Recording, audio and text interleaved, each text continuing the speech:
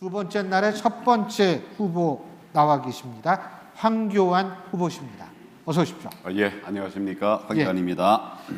자, 그 황교안 후보 뭐 어제 못 보셨죠, 황 후보님? 뭐 나중에 듣긴 했습니다. 듣긴 예, 뭐 편하게 솔직하게 그런 모습을 또 보여주시면 전 충분히 될 거라고 생각합니다. 자, 지금부터 면접 시작하겠습니다. 타이머 돌려주시죠. 예, 김 기자님부터 말씀. 예, 제가 그 황교안 후보님 그 공약을 꼼꼼하게 봤습니다. 그래서 굉장히 눈에 띄는 게 있더라고요. 자유민주주의 대한민국 지키기. 이거를 이제 굉장히 공약 세 번째로 해서 큰 타이틀로 해서 굉장히 잘 하시려고 하는구나라고 했는데 그 밑에 있는 게 총선 결과 180석은 부정선거 결과다 이렇게 주장을 하셨어요. 그래가지고 지금 작년에 있었던 총선은 부정선거고 특검을 해야 된다라고 주장을 하셨는데 이게 도대체 어떤 근거로 작년 선거가 지금 부정선거라고 주장을 하시는지 좀 짧게 좀 설명해 주십시오. 예, 지금 세 군데 재검표가 있었습니다. 그 재검표마다 있을 수 없는 투표용지가 재검표 과정에서 나왔어요.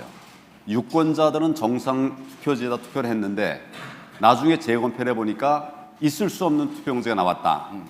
이것도 전국적인 상황으로 나왔다. 그렇기 때문에 제가 전면 무효다라고 하는 말씀을 드리는 것입니다. 근데 민경욱 전 의원이 이를테면은 뭐 투표함을 다시 뭐 열어보자 그래가지고 뭐 선관위에서 했는데 그게 다 문제 없는 걸로 지금 계속 나왔잖아요. 그런데 지금 뭐 선관위나 이 국가 시스템을 못 믿으시는 건가요? 열어봤는데 예. 있을 수 없는 투표용지가 많이 나왔단 말이죠. 예. 뭐 예를 들어서 일장기 투표지라고 그래가지고 투표용지에 보면 밑에 투표관리관 도장이 있거든요. 그게 제대로 된 도장이 도저히 볼 수 없는 문드러져 버린 이런 투표용지. 만약 내가 투표 현장에 갔었다면 그런 투표용지를 받았으면 이의 제기하지 않겠습니까? 그런 이의 제기가 당일에는 없었어요. 투표 당일에는. 근데 나중에 보니까 이게 한 1000여 장 넘는 이런 이상한 투표지가 나왔단 말씀이죠. 예. 이건 누가 중간에 집어넣었다는 그런 결론밖에 논리적으로 추정이 안 되는 거죠. 제가 하나만 더 질문 드릴게요. 예, 그러면은 이 주장에 대해서 동조하시는 분이 지금 당에서 몇 분이나 계신가요? 뭐 이게 당의 공식 입장이나 이런 건가요? 지금 뭐 민경욱 전 의원을 말고는 저는 잘 모르는데 이거 어떤 분들이 같이 뜻을 하시는지 좀 밝혀주시겠습니까? 이거에 대해서? 시민들이 상당한 분들이 예. 뜻을 같이 하고 있습니다. 의원들이나 뭐 당직자나 이런 분들은 안 계신가요 혹시? 의원이나 당직자나 예. 시민들이나 그 마음들은 다 있죠. 아니 그러니까 그 뜻을 공식적으로 이거를 부정선거다라고 말씀하시는 분들이 당에 있냐고요. 뭐 아니 당대표나 당장 우선 총장이나 뭐 이런 장기표 후보가 예. 공식적으로 기자회견을 했어요. 부정선거였다고. 예. 아. 제가 질문을 이어서 가겠습니다. 좀 전에 그 투표용지 이상한 투표용지가 발견됐다라는 거 있지 않습니까? 그거는 어느 매체를 통해서 보도가 됐나요? 제가 봤습니다. 가서 예, 그러니까 직접 가서 본 겁니다. 언론사에 제보 좀 해보셨나요? 그 크게 알려야 될 텐데 왜 보도가 안 될까요? 제가 여러 루트를 통해서 얘기를 했지요. 그리고 제가 우리 대선 후보들 간담회 때 직접 사진을 보여드리면서 설명을 드렸습니다. 그 당시에 제가 설명드린 게 언론에 다 보도가 됐습니다.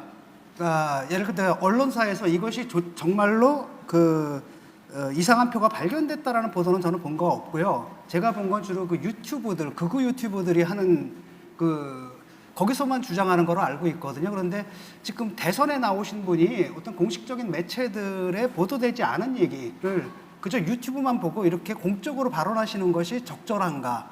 김 교수님, 제가 우리 이제 대선 후보들 간담회에서 보여드린 이 장면과 상황은 우리 유튜브뿐만 아니라 방송에서 다 그대로 보도가 됐습니다.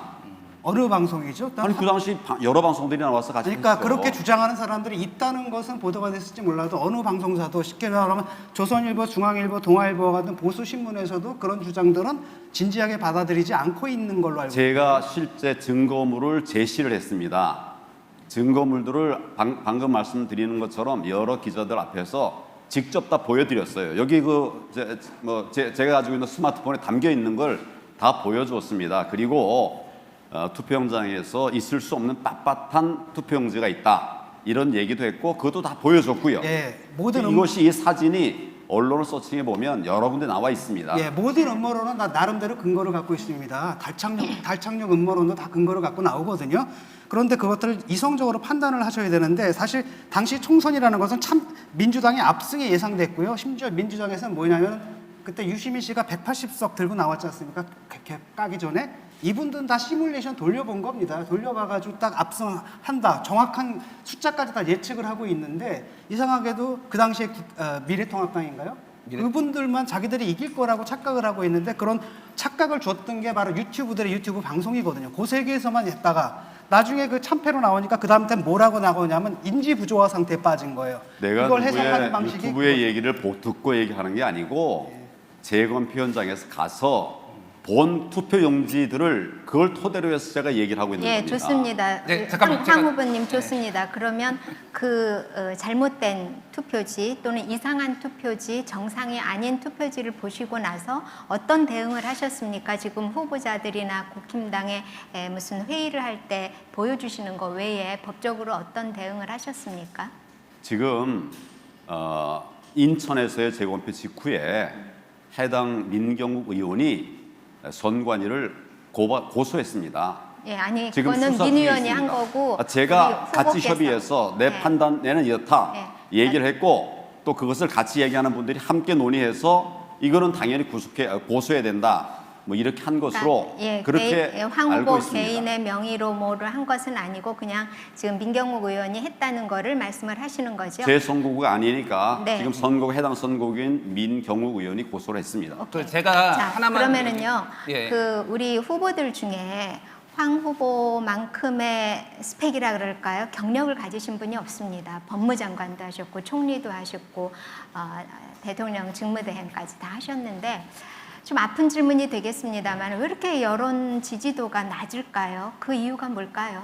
지금 그 아까 얘기하던 거 이제 마저 한다면 아니요, 그 아까 그거는 이제 다른 질문이 또 나오면 예, 하시고 예. 네, 지금 제가 여쭤본 질문에 대해서 답을 간단하게 좀 해주세요. 지난번 총선에서 우리가 의석을 많이 얻지 못했고 숫자적으로 패했습니다. 이 부분에 대해서 제가 그 당시 당 대표였기 때문에 모든 책임을 내가 진다 하고 그 다음에 어떻게 보면 이제 침묵의 시간을 가졌죠. 오래 그런 시간을 가졌습니다. 제가 다시 정치를 한다고 한 것이 지금 한 달 조금 넘었습니다. 아직 짧습니다. 앞으로 시간 많이 있습니다. 국민들께서는 뭐가 정인가 바로 알아보실 것입니다. 제가 좀 질문 좀 드릴게요. 그거 추가되는 건데 여기 지금 후보자께서 그때 발표하신 게 2번 표가 무효표가 1번으로 가는 장면 이거거든요. 이것도 근거로 제시하셨죠. 그런 것 중에 하나를 하나인데 제가 말씀을 이게 드렸습니다. 언제 나온 거냐면은 2012년에 김어준 씨가 대선 개표 부정이 있었다라고 하면서 개표기가 문제가 있다라고 이거를 한 거예요. 그럼 이제 제가 드린 자료는 다 지난 4.15 총선 이후에 우리가 검표 과정에서 나온 자료들입니다. 그러니까 제가 말하는 거는 개표기가 문제가 있다라고 2012년 대선이 무효라고 김어준 씨가 얘기를 했는데 그러면 후보자께서는 2012년 대선 무효라고 생각을 하십니까? 김어준 씨하고 저는 관계 없습니다. 김어준 씨랑 똑같은 자료를 들고 지금 지난 같은 논의를 하시잖아요, 지금. 4.15 총선 과정에서 나온 자료들을 제가 말씀드린 거예요. 그러니까 개표기가 문제가 있다라고 이렇게 주장을 하시면서 하는 거는 김어준 씨가 그럼 박근혜 대통령 2012년 단성도 그러면 그거는 잘못된 거겠네. 그때 문재인 후보가 됐어야 되는데. 지금 저는 4.15 총선에 대한 문제를 제기하고 아니, 있습니다. 그러니까 말씀하신 무슨 얘기냐면요. 예. 지금 그 말씀하시는 얘기랑 김어준 씨가 했던 얘기랑 똑같다는 얘기예요. 글쎄 내가 본 얘기를 하는 겁니다. 그러니까 우리가 김어준 본 씨도 얘기. 봤겠죠. 예. 누가요? 김어준 씨도 뭔가를 봤겠죠. 아니, 당시에도 똑같은 거 지금 말씀하시는 것을 그 당시 김어준 씨하고 그를 추종하는 사람들이 똑같이 얘기를 했고요. 똑같은 근거를 댔고 똑같이 지금 봤다라고 얘기를 하고 그렇거든요. 아니 지금 4.15 총선 얘기를 하는데 왜 옛날 얘기를 합니까? 똑같으니까. 지금 얘기를 하는 거예요. 우리 이제 참관했고 또 변호인으로 참여했던 분들이 확보한 자료를 제가 말씀드린 겁니다. 옛날 자료가 아니라 바로 이 자료예요. 예, 그래서 지금 특검을 주장을 하시는 거죠. 그렇죠. 네, 그거는 그렇고요. 제가 볼 때 저는 황 후보의 정책은 굉장히 좀 특별하리라 기대를 했습니다. 그런데 제가 받아본 자료에 따르면 과연 총리를 지내시고 대통령 직무대행을 하셨을까 할 정도로 정책이 너무 허술해요. 그러니까 아이를 키우기 행복한 나라 그게 처음이고 경제에 대해서도 거시적 미시적 그런 대책은 전혀 없으시고 외교 안보 쪽도 찾아볼 수가 없고 그렇습니다. 자, 어제 국제 IOC는 북한 IOC의 활동을 내년 연말까지 정지시켰습니다. 그리고 재정 지원도 끊겠다 그러고 기존에 지불이 된 것도 다 회수하겠다 그랬어요. 내년 북경 동계 올림픽 제가 볼 때는 러시아에서 있었던 1980년도 모스크바 올림픽하고 똑같이 이거는 보이콧 대상 아닌가 하는 생각이 듭니다. 러시아 올림픽이 왜 보이콧 됐는지는 아시나요? 뭐 대강 알고 있습니다. 네, 아프가니스탄을 구소련이 침공을 했기 때문에 그 다음에 있는 모스크바 올림픽을 보이콧했습니다. 50여 개국이 그랬어요. 그랬을 때 중국도 같이 보이콧하고 선수들을 내보내지 않았습니다. 인권 탄압이라는 이유로 그렇게 했거든요. 그러면 지금 홍콩이나 위구르나 내몽골이나 또는 탈북자들이나 이 인권 탄압이 중국이 저지르는 인권 탄압이 엄청난데 이 보이콧 해야 된다고 생각하지 않으십니까? 뭐 여러 가지 종합적인 검토가 필요하겠죠. 지금 지적한 내용들 틀리지 않은 부분이 많습니다. 또 우리도 지금 중국으로부터 여러 가지 또 뭐 물론 같이 교류도 하지요. 하지만은 부당한 이런 피해를 보는 것들이 많이 있습니다. 앞으로 시간 남아 있으니까 우리가 면밀하게 검토해야 할 것이다. 종합적인 검토를 해야 할 것이다. 저는 그렇게 생각을 합니다. 가능성을 전혀 배제하진 않습니다. 보이콧할 가능성도 있다. 가능성을 전혀. 네, 경제 측면에서도 우리가 사실은 중국 때문에 여러 가지 어려운 점을 겪고 있습니다. 그러면 중국 의존도로 일관되어 있는 이 경제 구조에서 어떻게 탈피할 수 있다고 생각하십니까? 그게 탈피가 안 되면 중산층은 일어설 수가 없습니다. 그 방책을 좀 말씀해 주시죠. 아시다시피 우리가 FTA를 지금 전 세계적으로 같이 이제 맺고 있지 않습니까? 특정 국가에 편향돼 있는, 좀 치중돼 있는 이런 경제 구조는 바꾸기는 해야 됩니다. 그렇지만 중국과 완전히 이를테면 관계를 끊을 수는 없죠. 적절한 대화, 우리 당당한 대중 외교를 통해서 경제도 같이 병행하는 이런 것과 함께 우리의 지평을 넓히는 것이 반드시 필요하다. 저는 그렇게 생각합니다. 그건 너무 추상적이잖아요. 정책이라는 거는 거시적, 미시적 그 구체성이 어느 정도 있어야 되는데 한번 물어보시죠. 지금 여쭤보니까 예. 답변이 계속 총론적으로만 나오는데 과연 그 경제 정책 내놓으신 것도 바라볼 때는 국민의 경제를 좀 살려놓겠다. 근데 어떻게 살리겠느냐? 제가 하는 말씀드린 거죠. 걸 한번 네. 제가 잠깐 말씀을 드리죠. 제가 깜짝 놀랄 만한 10억 벤처 창업 배틀을 만들겠다 이랬습니다. 이것은 경제 정책 전반을 얘기하는 것이 아니라 우리 침체된 경제를 되살리기 위한 하나의 방안을 아이디어로 내놓은 것입니다. 아무도 이런 얘기 하지 않았어요. 그런데 우리가 그 10억 배틀을 하게 되면 매일 배틀을 합니다. 내일도 하고 모레도 하는데 이것이 각각 출발해서 한 달 뒤에는 10억을 포상을 받는 겁니다. 그걸로 창업하고 벤처를 일으키는 거죠. 하나의 기업들이 만들어지는 것입니다. 이것이 만약 한 달, 두 달 진행된다고 하면 이제 여러 가지 직장, 공무원 되기 위해서 했었던 사람들, 대기업 가기 위해서 했던 사람들 여기 이제 도전할 겁니다. 우리가 나가수다 또는 지난번에 미스 트롯 다 보지 않았습니까? 우리 국민들은 역량이 있는 분들이거든요. 길을 살려주기만 하면 되는 거죠. 대기업이라든지 나머지 부분에 대해서는 또 병행이 필요하지만 경제의 길을 살리는 하나의 아이디어로 제가 말씀을 드린 겁니다. 그 경제의 기가 노래는 아니지 않습니까? 미스 트롯이나 나가수처럼 나가서 역량을 테스트를 받는 것하고 경제하고는 다른 거죠. 테스트 받는 정도가 아니라 제가 10억이라고 하는 것은 창업 자금과 그 이후에 계속 기업을 유지할 수 있는 자금을 얘기하는 거거든요. 회사를 하나 만드는 겁니다. 매일 만드는 겁니다. 1년 동안 매일 360억이 만들고 각 기업들이 5명, 10명씩 일자리를 만드는 겁니다. 이것은 하나의 배틀로 끝나는 게 아니라 실제 경제 성장과 직결되는 그런 아이디어를 제가 말씀드린 겁니다. 예, 다음 질문으로 좀 넘어가겠습니다. 게임이죠, 그건. 네. 네. 굉장히 공약이 소박하세요. 소박하고 허황되지 않다는 느낌은 있습니다. 그런데 신혼부부 주택 매년 10만 호 말씀하시지 않았습니까? 그런데 이 구체성 많이 떨어지는 거, 좀 전에 지적하신 것처럼 이게 구체성이 너무 떨어져가지고 예를 들어 제가 한번 질문을 드릴게요.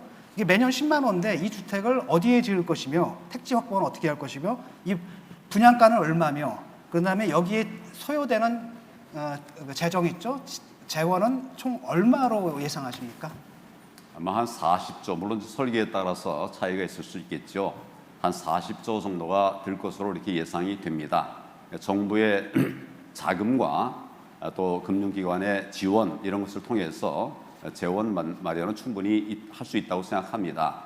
그리고 우리 집 짓기 정책이 아니라 규제 정책을 했기 때문에 집을 못 짓는 겁니다. 집 지을 장소가 없는 것이 아니에요. 또 집 예를 들면 아주 쉽게 말하면 전국에 노후주택이 300만 호가 있습니다. 이거 리모델링만 잘해도 그거보다 6배, 7배의 더 많은 집을 만들 수가 있거든요. 그러니까 300만에 7이면 2천만 호를 만들 수 있다는 얘기입니다. 얼마든지 기회는 있어요. 우리가 정책 방향만 잘 잡으면 집 마련하기 어렵지 않습니다. 그러니까 24평 규모의 조그만 아파트다, 국민 아파트다 그러면은 분양가는 어느 정도 생각하고 계십니까? 4억 정도 생각합니다. 네, 제가 질문 좀 드리겠습니다. 황교안 후보에 대해서 선당 후사가 아니라 선사 후당이다 이런 언론 보도가 있더라고요. 그래서 개인의 이익, 당의 어떤 이익보다는 개인의 이익을 위해서 움직인다 이런 게 있는데 예를 들면 올해 5월달에 백신을 미국에 받으러 가셨는데 당이 지금 국민의힘이 당이 공식적으로 박진학 의원 두 분을 이제 파견을 하기에 앞서서 본인이 먼저 가가지고 그것도 공식 라인도 아니고 전 국무부 아태 차관보를 전직을 만나서 백신을 달라고 해서 당이 받아야 될 스포트라이트를 다 뺏었다. 게다가 그 당시에 백신을 달라고 하는데 서울하고 국민의힘이 지자체인데부터 먼저 달라고 해라. 그래서 서울, 부산, 제주만 먼저 달라고 해라. 그래서 국민 분열시키는 거 아니냐 이런 지적도 받으셨어요. 자, 어떻게 생각하십니까? 선사 후당이라는 그 지적에 대해서 어떻게 지금 생각하십니까? 말씀하신 게 팩트에서 많이 틀리다는 건 아시죠? 어떤 게 틀립니까? 그건 설명을 해주십시오. 예. 당에서 가겠다고 하기 전에 내가 간 겁니다.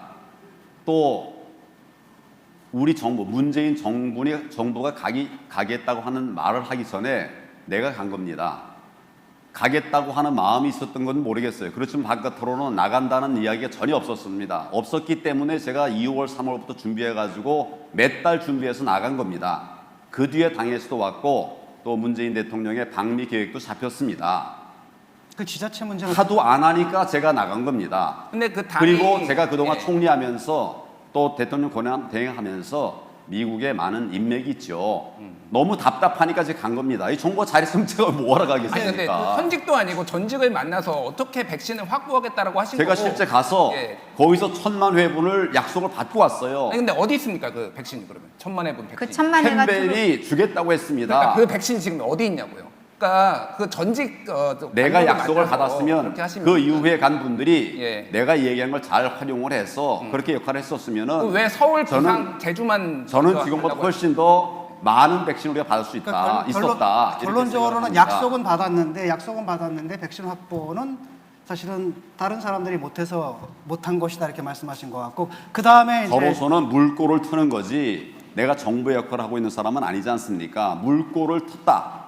그렇게 그러니까 생각하시면 약속을 되겠습니다. 받았다는 것이 무슨 뭐 있습니까? 서면으로 뭐 썼다든지 이게 아니라 그냥 저는 만났을 민간인이고 때, 예. 그러기 때문에 그분하고 뭐 계약을 체결하진 않죠. 네. 그렇지만 미국의 유력한 분들, 제가 얘기하면 다 아는 분들이 저하고 지금 한미 동맹이 무너져 있다는 점에 인식을 같이 하면서 안타까워하면서 제가 이제 우파 정부에서 정권 총리도 하고 한 것을 아니까 협력하겠다, 돕겠다 이렇게 하면서 수치 얘기까지도 한 겁니다. 네, 지금 황 후보를 바라보는 국민의 시각이 굉장히 다층적인 거는 아시지요? 예, 그렇습니다. 상당히 많은 분들이 좀 안타까워하는 측면도 있습니다. 예컨대 2014년도에 그 국정농단 사건이 터졌을 때 그때 법무장관 하셨죠. 2014년도에 무슨 사건인가요? 14년도에 비선실세, 저기- 비선실세 국정개입 의혹 사건이 터져서 조사를 했어요, 수사를. 뭐에 대한 케이스인가요?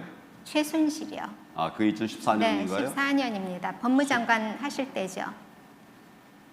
아, 하여튼 뭐 저는 네. 그보다 훨씬 뒤로 알고 있는데. 네, 그리고 이제 16년에 본격적으로 터졌죠. 예, 예, 그래서 그때 2014년도에 그 의혹 사건이 터졌을 때 좀 잘 수사도 하시고 제대로 하셨으면 2016년 또는 2017년 같은 그런 엄청난 일은 없지 않았을까 하는 그런 의구심을 가진 사람들이 많습니다. 그래서 저는 그 저희에게- 당시에 잠깐만요. 예. 그 당시에 이제 법무장관, 총리 이렇게 하시면서 이런 사건들의 그 위험성, 사회적 폭발성 이런 걸 예견 못 하셨습니까?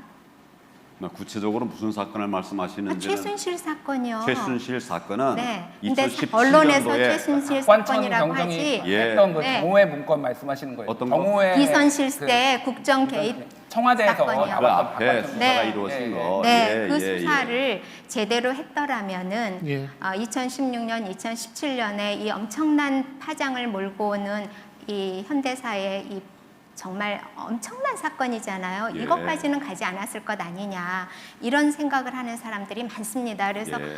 돌이켜 보시면 좀 예. 아쉽고 그런 점이 없으십니까? 전 많이 아쉽죠. 어떤 점이 구체적으로요? 구체적으로 좀 실제로 말씀해 제가 경험한 것과 제가 아는 것보다는 굉장히 많이 좀 왜곡되거나 부풀려져 있는 부분이 많습니다. 그런 부분은 결국 시간이 지나면 역사적인 평가를 받으리라 저는 이렇게 생각을 합니다. 역사적인 예. 평가를 자, 받기 이전에 너무 교수님, 많은 사람들이 시간이 다 고초를 됐습니다. 겪고 있잖아요. 제가 그 인터넷 온라인상으로 올라온 질문들을 대신해서 질문을 드리겠습니다. 이런 질문이 올라왔습니다. 언론이 황교안 후보를 의도적으로 배제하고 있다고 하는데 동의하시나요? 이런 질문이 있네요. 저는 그런 일이 없었으면 좋겠는데 현실은 그런 일이 있는 것 같습니다. 왜 그렇게 생각하시죠? 글쎄요. 하여튼 여러 가지 이제 원인이 있겠죠. 뭐 제가 그 단어를 제가 알고 있습니다만 지금 여기서 말하고 싶지는 않습니다. 그렇지만 언론이 공정한 보도를 해야 되는 것은 맞다고 생각하고 저는 모든 언론이 다 그렇다고 생각하지는 않아요. 하여튼 제가 더 잘하겠다는 말씀을 드리겠습니다. 그리고 이제 또 다른 질문이 있습니다. 총선 불복하시는 겁니까? 라는 질문이 있습니다. 저는 총선 불복하는 게 아니라 불법 선거에 대해서 대응을 하는 것입니다. 선거에 불법이 있었다고 하면 그건 대응해야 되지 않겠습니까? 예. 또 다른 질문이 있는 게 국회의원 모두를 탈락 처리하고 다시 총선거 치르실 거예요? 라는 질문도 있네요. 제가 잘 국회의원 모두를 탈락 처리하고 다시 총선거 치르실 거예요? 라는 질문도 있네요. 저는 예. 지난 4.15 총선은 전면 무효라고 생각합니다. 그 이후의 절차는 또 정치권에서 다루어가야 될 일이라고 생각합니다. 그 기록적인 참패를 책임을 안 지고 지금 그래서 부정선거 음모론으로 그렇게 빠져드시는 건 아닌가? 당시 당대표로서 그거를 책임지셔야 될 자리입니다. 제가 그 모든 책임을 지고 4월 시간이 15일 다 됐습니다. 밤 11시에 예. 모든 당직을 시간이 다 공직을 됐습니다. 물러났습니다. 예, 감사합니다. 책임을 자, 22분 지는 마음이었습니다. 주어진 시간이 다 됐기 때문에요. 예, 죄송합니다. 하실 말씀이 있는데 딴 후보하고 균형을 맞춰야 되기 좋습니다. 때문에 22분. 좋습니다. 예, 오늘 수고 많이 하셨습니다. 예. 오늘 말씀 여기까지 듣죠. 예, 고맙습니다. 수고 많으셨습니다. 예, 자 다음 후보는요. 앞서도 말씀드렸지만은 추첨 순회에 의해서 지금 이루어지는 건데요. 예, 윤석열 후보 모시겠습니다. 예.